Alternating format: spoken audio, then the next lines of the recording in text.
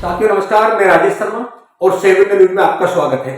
अगर मैं बात करूं तो पिछले एक महीने से लगातार नीतीश कुमार को लेकर जो सोशल मीडिया पे और तमाम चैनल्स पे जो लगातार समाचार चल रहे हैं कि नीतीश कुमार कभी भी समर्थन वापस ले सकते हैं।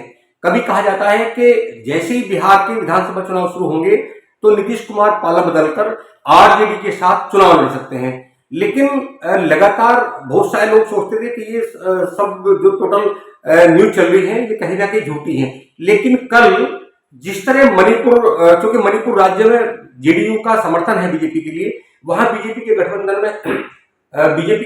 में जनता दल यूनाइटेड है, तो चूंकि 6 विधायक वहां जदयू के थे पहले से, उसमें ये आरोप लगाया गया कि 5 विधायक पहले से भाजपा ने तोड़ लिए थे, एक विधायक इस समय शेष है। तो चूंकि मणिपुर के प्रदेश अध्यक्ष ने चिट्ठी लिखी है और चिट्ठी लिखकर राज्यपाल को कहा है कि वो अपना समर्थन वापस लेते हैं। हालांकि जब नीतीश कुमार की बात की जाती है तो मणिपुर के जदयू के प्रदेश अध्यक्ष की वैसे तो हैसियत नहीं हो सकती थी कि बिना नीतीश कुमार की मर्जी के वो कोई इस तरह का लेटर राज्यपाल को लिख दे, क्योंकि नीतीश कुमार लगातार सरकार को ब्लैकमेल कर रहे हैं और ऐसा पहली बार नहीं हुआ। जब नीतीश कुमार जिस दल से भी गठबंधन करते हैं वो ऐसा करते हैं, इसीलिए उन्हें वहां लोग पलटी मार के नाम से भी कहने लगे कि नीतीश कुमार पलटी मारे। हालांकि अब सबसे बड़ी समस्या इस बात को लेकर है क्योंकि एक तो बजट आने वाला है और बजट को लेकर जिस तरह लगातार चंद्रबाबू नायडू की ओर से लगातार डिमांड बढ़ गई है, क्योंकि जब चंद्रबाबू नायडू का गठबंधन भारत सरकार के साथ हुआ, भाजपा के साथ हुआ, जब वो एनडीए में शामिल हुए तो उन्होंने 2 लाख करोड़ का पैकेज भारत सरकार से मांग लिया था। हालांकि भारत सरकार ने उनकी इस मांग को मान भी लिया। भारत सरकार ने चंद्रबाबू नायडू की मांग को स्वीकार कर लिया था और वहां बड़ा मोटा पैकेज दिया भी है। वहां पैकेज देने के बाद एक फिर नीतीश कुमार ब्लैकमेल करने लगे, नीतीश कुमार को भी फिर पैकेज दिया गया। अब चूंकि जैसे ही बिहार में चुनाव नजदीक आ रहा है, ऐसे नीतीश कुमार लगातार फिर एक बार फिर सुर बदलने लगे।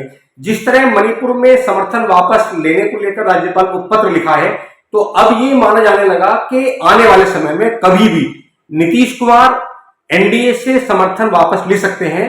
और जहां तक बिहार में सरकार की बात है, अब देखना यह है कि सरकार वो बनाएंगे या वहां राज्यपाल शासन लागू करेंगे, लेकिन अब ये मान लिया गया कि कभी भी नीतीश कुमार समर्थन वापस ले सकते हैं। अब चूंकि बजट सत्र शुरू होने वाला है, बजट सत्र को लेकर एक बार फिर चंद्रबाबू नायडू ने भी मुसीबत खड़ी कर दी है। चंद्रबाबू नायडू एक बार फिर बजट को लेकर उनकी मांग शुरू होगी। उन्होंने कहा कि आंध्र प्रदेश को लेकर एक अलग से बजट जारी किया जाए। आंध्र प्रदेश में बहुत सारी दिक्कतें हैं, वहां बहुत सारे डेवलपमेंट के काम होने, तो उसके लिए अलग से फिर लगभग 2 लाख करोड़ का बजट की डिमांड फिर से कर दी है कि आंध्र प्रदेश को बजट में, आंध्र प्रदेश राज्य के लिए अलग से 2 लाख करोड़ की योजनाओं का बजट जारी किया जाए। हालांकि ये होना संभव नहीं है क्योंकि अभी 1 साल पहले 2 लाख करोड़ का बजट आंध्र प्रदेश के लिए दे दिया गया है। अब देखना यह है कि चंद्रबाबू नायडू नाराज होते हैं या एनडीए में बने रहते हैं। हालांकि उनकी नाराजगी को लेकर अमित शाह अभी 2 दिन पहले आंध्र प्रदेश गए और उन्होंने चंद्रबाबू नायडू से बात की, लेकिन चंद्रबाबू नायडू अभी नाराज हैं। ये माना जा रहा है कि 2 या 3 दिन बाद वहां देश के प्रधानमंत्री आंध्र प्रदेश जाएंगे और वहां चंद्रबाबू नायडू से बात करेंगे और वहां कुछ घोषणा कर सकते हैं। लेकिन जो बजट को लेकर चंद्रबाबू नायडू लगातार दबाव बना रहे हैं भारत सरकार पर, एनडीए में दबाव बना रहे हैं, मोदी जी पर लगातार दबाव बना रहे हैं। अब देखना यह है कि दबाव कितना बना पाएंगे और क्या उनकी मांग के अनुसार भारत सरकार आंध्र प्रदेश को बजट देगी। क्योंकि अगर आंध्र प्रदेश को बजट में अगर हिस्सेदारी करती है और वहां अन्य राज्यों के मुकाबले ज्यादा बजट देती है, तो लगातार दूसरे राज्यों में असंतोष की भावना होगी और तमाम इसका विरोध होना शुरू हो जाएगा। लोग कहेंगे कि आंध्र प्रदेश को आखिर क्यों इतना बजट दिया जा रहा है, जबकि आंध्र प्रदेश को तमाम और दूसरे राज्यों की अपेक्षा ज्यादा बजट दिया जा चुका है। अब देखना यह है कि ये नाराजगी दूर होगी या नहीं।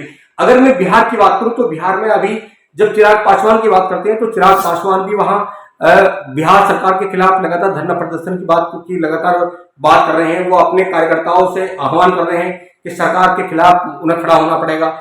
अगर जीतन राम मांझी की बात करें तो उन्होंने भी एक मांग शुरू कर दी है कि बिहार में जैसे चुनाव होगा एनडीए में वो तभी शामिल होंगे जब उन्हें लगभग 20 सीट दे दी जाए। अगर 20 सीट उन्हें नहीं मिलेगी तो वो अपना समर्थन वापस कर लेंगे। और लगातार नीतीश कुमार की बात करें तो नीतीश कुमार अब सार्वजनिक हो गया, सबको नीतीश कुमार की पॉलिसी के बारे में पता चल गया है। अगर हम लोग पारसनाथ की बात करें जो चिराग पासवान के चाचा हैं, पशुपति पारसनाथ, वो पहले ही एनडीए से समर्थन वापस ले चुके हैं। तो अब देखना यह है कि चंद्रबाबू नायडू और नीतीश कुमार क्या एनडीए में साथ रहेंगे या एनडीए से अलग होंगे, और अगर एनडीए से अलग होते हैं तो एनडीए के पास वो कौन सा विकल्प होगा जो सरकार चलती रहे।